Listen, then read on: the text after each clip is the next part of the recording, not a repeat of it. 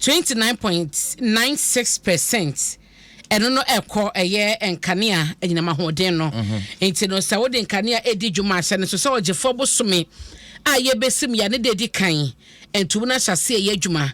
na ohamunchiche mu nwotwe ne chi pomiensa 8.3% so no ekode mansuo enti wo Ghana Water Company Limited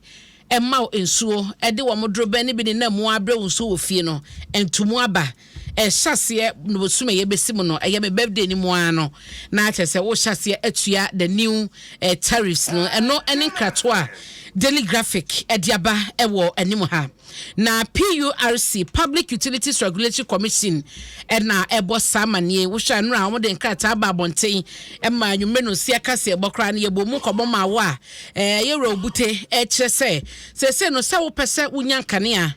nkane no besi so ama wo da na isigifo so benye sikade ye nsiesie ade bia wo so mo de sikaye na sika no so mo se ka no ekofam no na ho behia so bepejam na wo mo ehwese abosumi miensa bia no sese na be tali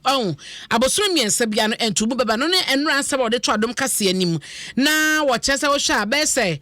September ni mu a entubu bae no na December ni na mo hwe so mo betum so asa ne yakobro nya no ne ahokere ene Ghana fosu na eso no mo yesa ne mo ntwenkwa tie kakra ene de aba be hwe February no enti February dia wutwa na wo ya hobo atiase ese kwan bia so no ebetumi akọ nim wei ene nsema da wo katayin e de aba wo ha na asempa wo hwe ya wo foni a eda hai enfoni we no mo kyerese wo kọ Galilea market ko no ma eno ewo kan South man sinimo won kan ha ya na eben kasoa ene eye eben kasoa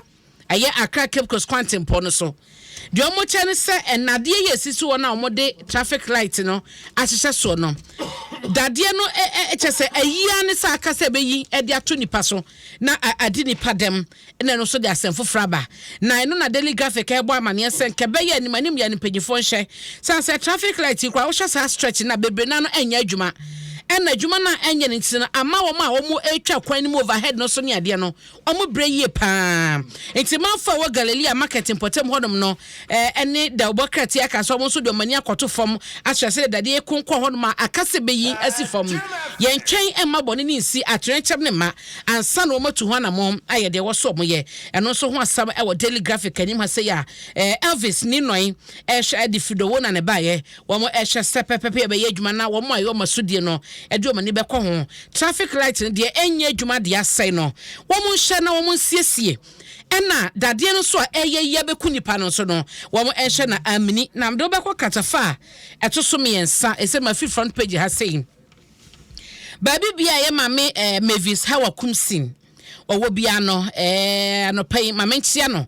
na memo na baso sanse mame no obodwuma ewo ye namu ye fa honom no fishes honom no aso ye mampane de man no adwuma ekoso be kai se oman yi mu no ye wo be sufficient versus makoma kwaduoso nsia wo mo konsuo so eyi nam ne ade enti na ma wo wie se ye tu na se ye samo ne nchida mini ade ade yi na de bi mu ne konsuo so ene wakofa de aba na emu no mo chese sa 76 fishing vessels no emu makoma kudrun krompe ena se ekasei no ministry no ama wo mutumi se otumi konsuo so kokodi omudwuma na eno no ena ehese emu makoma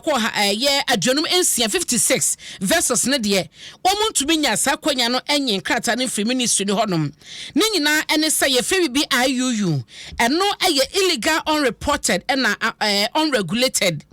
na omucha say fishing practices enema bia wo ma omukita vessels no ekonso so omoye na emmoa emma eye enam no enyini wo so mu nche na eti omode ko ne kwan mo fa so koyi nam no omucha say enhyehyɛ ne bebre hodma etia enti adam so krampo no ama ene no Ghana eda yellow card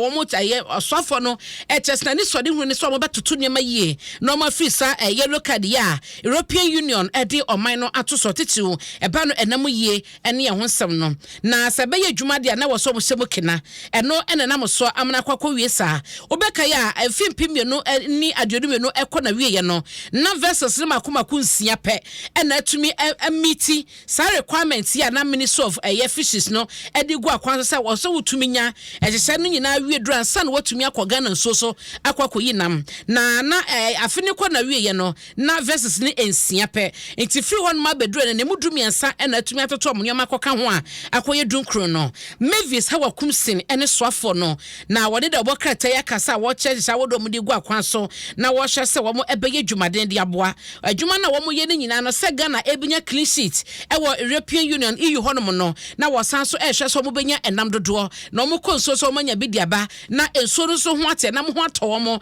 na enam so ebeye aba no enkwankwa ye de beka se ye prapo ni mu nyina ewo Brian Fashion papa enye adwuma eno so ewo Daily Graphic ne fa etoso miensa na medeo ebekọ kratafa etoso edunson Samuel Okujeto ablakwa North Tomra sebedwani watebra semono ede akwakodan shraj asem no nyina no ene se National Cathedral ene penya wono ena ye secretary se bi aba conflict of interest corruption say wo mo sika 2.6 million Ghana cedis se dia ma no e wo bra wonya adwuma bia e ho sem agye ne ho me na manu akrampo no National Cathedral secretariat no e de nkrata ba abonten e bekire mu na kwa akozi se de Okujeto ablakwa e ka se o mo sika ama Reverend Victor Kusibuaten e wo bra onya adwuma bia no na nya se adwuma bi na wo no mo tie oda bi National Cathedral se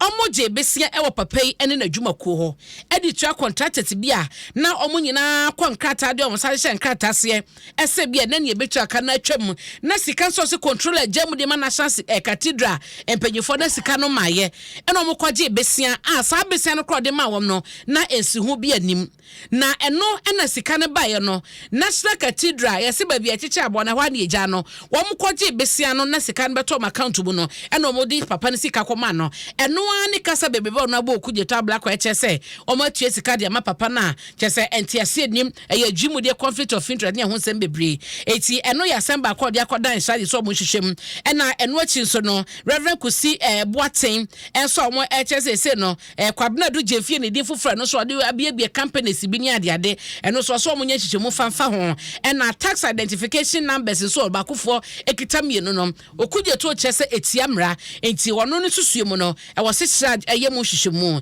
enti eno so ya sema wode akwakodan shraja asem no wo mo nchen enra ene wode koye emu amamie e wo ho na mede wo ewie wo Daily Graphic ane yakwa katafeto so aduonu enti sa wote mempasem wote boteman ene ne potem hono modia na waya hoboy sanse se no asoye hwe ensase ne emu agudie so ese omo ehase na nipa bebre na wo magege aban asase tete so ya wonu anim sasase ne nyene dia wontu aka obi amfa asase ne ma no a won register woni di mu so wote so aban asase bia wote so no ya wo ho ahobo asa obetu area se ne mabobo so ama no boteman amahia ena mempasem ehwo ene mia ya mpanyifo de omani esi eti mpanyifo efi administration honom no ena police officers ena beba sampotem honom enti wasi wuda yesi ho afina wotwa foundation wa wie dan no na wonim sasase na nya wode a babia maboboyi wo se ho babia me pacho parki wutus dan wo pagya na ye pagya wade bibi wodan ho na wo yine be ye wade fakọ entwa mo medru no abeka se ya ante ho asam oma moya mane oma nka ho asam afa nkyere yen the Bokrata Daily Graphic e de no so e ho asam aba na executive secretary Edema Lands Commission and Lands Commission na Edisa Juma no eye James E.K. Datson ono na ede eye ensebo atudwa ene enkrato mo de aba bontin timpato Lands Commission na etu sana mo no botema na mahia na mempasem wote ho ba bi na nim sasase a wote so no enye wo de a na wape ho asem aka pepepe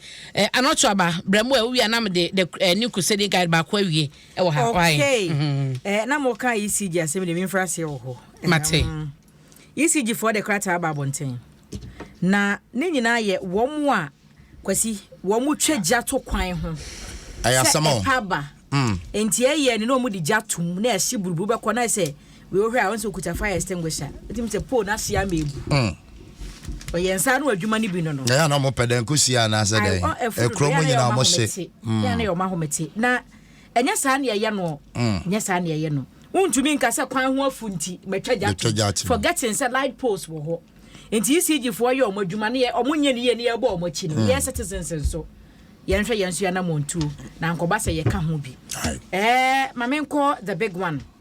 government hot over debt exchange we yedi ho nkoma haircut a free last year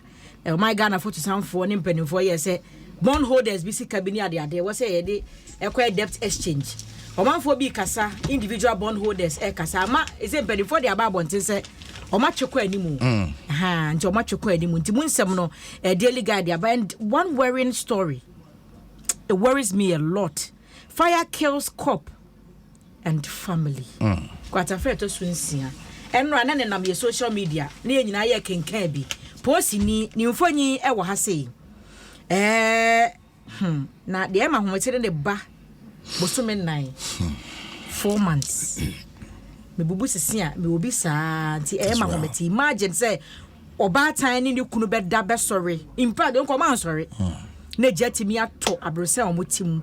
ama papa no oba no na akwada no omunyina me kai na nse omo picture bibia na omo ye baby christening na emsa akwa no so de nyame do se bibi na omo nyina pa nyame do yes me kan ye na ohwe se nka nyankopon ahye omo ni bonyam wati sei na bosome nai pe na akwada ni di na sasi so ejetum na police dey so fine gentleman very handsome. Say woman nyina afri mu 35 years na yere ne ye ya cha be ma na mu the sergeant Owusu Asante Bafi ene na yere ye cha ena akwada no wo eye bosome nan woman nyina ejatumi ato wo mu dan mu abrosan wo tim police quarters bi amada tumi ahia ayare wo sema IGP kwa na pamfo atumi aba na akosra abusua ne sanse police ni wo da abusuam enti no akosra wo mu a akoka nkuranhyesem akye wo mu emu nsem ewo eye daily guide obokrata no emu ena we maka ho asem utility tariffs go up de mudi ho nkomo anopai no eno so mu nsem ewo daily guide de obokrata no emu abra Mame fa the new crusading guide da obokrata no ento aso na asemba ko ena meyi wo hadoma no pain penye na nimu eda semi ho eye Apostle Ebenezer Boahin oye chairman Edma Christian Divine Church obekai se afi atwa munim ena yebo wamane da bokrata yidi ba ya Adom kase so kinkan bia kama na ne nyina ne se Christian Divine Church no asasafo no emu ya chemienu ne nyina ne se Kwame Badu Ando ono eye asafoba na watabri eye chairman wono eda safuya no ene mpanyefo bi eka no ho de na kwakoda second high court no eso wonsu obokwan so muntu ni asafo ni mudwumadie bia esanse sede ahyehyete ene asafo nan kasa omomra omode ye dwumate no chairman ya woda asafo no sese ya no ne nioma bia na wo ye no na entwa yie na asem no nyina no ene se founder ene life patron no da asafo na no na eye prophet Apostle John Taylor wono nya ne ba bi koye na sade asafo hyehyete no eba no sa no ana eye wo mo so no enfie na bia no wo so mo to aba no mo yi dwamtire ne ono ebeda asafo na no ene panyifo bi eka ne ho na panyin ya woda asafo ye no na breso ya wo se kyesen sakraye ba no ene ono no ye na adwe so peso se sapa eye asafo no emra na wono etena so che na eno so ena asafo no kyese da bi ente sa party dear party na ha me ya asafo na nkasa krampo no won hyehyɛ sɛ wo dibro enfrinsia duosia numa woni kwan sɛ wobetimi atena asafo no so ɛsɛ dwamtena ni biem enti papa kra no hyema owo 67 years watra 65 no enso still papa no go so etwod ma wodi ne dwuma ɛsɛ chairman edema asafo no ɛno ɛna na ebinom so wo monte ase enti asɛm na otabiri kɔye no na wo hyemu a ɛyɛ chairman Boahin chairman Boahin yi enipa bi aneka no mo boa no ɛyɛ wono a ne secretary John Brown ɛna danfo John Nyanfo ɛna deputy chairman Ajiman ɛna junior pastor ba kɔ no so wo boase ɛfɛ no pastor Arthur we mu ni asafo mpanyifo bi a na wo mo ɛsoso chairman no so ante no ama wo mo ɛyɛ nema bi ɔwɔ asafo no ma wo mo empene saa ɛna mo tabiri asam no de kɔdan kɔto nti yakasai no nyame ya adom abosom ye besimu ɔgyefo abosom no ne da ɛtoso edunan ɛwɔ afia mu ɛna secondary high court no ɛtena so na asɛm no nyina no injunction application no ɔde aba na wieye enti no we ɛne ɛyɛ nkɔma the new crusading guide the bokata ediaba 14 February ne ebehunu se court no ebeka se apostle Ebenezer boy ho echema no enkoso no ni dwuma se de odi no wasafonim anase won sesa no eno so ayasem da ho no ma yebedi achi ne edi mu amane abrel ta no cho ba wi ana me de me be that to aso why Ghanaian Times anim ha no the big one na kwakoye domestic debt exchange ayedi kan aka ho some deadline and pay for extended a woman afi Adom kuma no so kasa wasre sa domestic debt exchange program no akasa rampani for no wonye broader consultation omusam omunye mu hwehwemu omuni nkomo bi esafata ehu ne se ehu hia ansa na wode wo ho agim Bolga Regional Hospital so ese wasre omu hia ya dialysis center emu nsem ewo Ghanaian Times do obokwata animo na meka se ekwasi maybe fango no manfo bi enteda hu bo ne sa kosoro da asama manope ya ho na that 1240 say do ebi to on 1390. Wow. So once the 50 pesos increment per letter. Wow. For peche 1 cedi. Man say for no. That's for 150. When out is okay. Anya me ana meka ma say the kwese obi ana. There be mete for fi echire ho. The obi kata go microphone mo say chire ho. But obi ka for ansa na wo si so. Okay. Say me the na me mic wo. 91 cedi 50 pesos from 1240 to 1390. Wow. Yes, 150. Nim 150 per. Na baby baby omotete so eba from pan de omokra de omohyentumu na se kratos ansana oma no moton 12.40 no edi omo de Sunday na me call Welbeck birthday no. Na me fele wo Zen. O ko ofio fanko barrier na wo so. Me ko na me turn 1150. We do almost 1210 or something. It's almost so ba say goal and money total ne ade no. Na gina 12.40. Ebi mo te so ba ya bedu be 10.99. It's almost na say no omo bridge gap na 1 person ko see baby ya bedu se say no. Nti de yan na 12.40 ne de. Na me nya hu sentumu na ba. Nti de bi mo kan ba na me hu. Nti no de ya no adobia Fabra na me wi a watcha ma me wan pato me birthday wo hanoma me birthday wo hanoma wo se me ye na ene me baby di na woda ye friend papa kwabna amankwa ene na woda eti owura ne owura ira amankwa e wo gan oduma se eti papa mommy ene daddy ene wonu abema na yawo ene wa wanti abna pokwa hwene ye wish you a happy birthday wate papa kwabna nyame onhyira na onye okese botai bi obade de obedua sasi so omane mremu mawo wakoma so ade wani so ade hunu obade no emano mremu nyame hyira obebre ma wonyini emenya 106 plus 3909 years wate onye okese Emaye, we love you so much, Papa Kwabna. And you feel mame, and no Papa ho and Naya and chain and no more de mao. Na okay, you know, Miss sorry to na ochiame Adom newsroom editor Papa na ochiame am onwa na happy birthday. Na nra no de ma me ye famani so asempada roma mane famani so ene de mahunu enti a belated happy birthday enkoma Pastor Alfredo Fosu owo Cornerstone Baptist Church CBC no odomi pillar 2 na enra wawoda Pastor Alfredo Fosu nyame sha pa ma yewate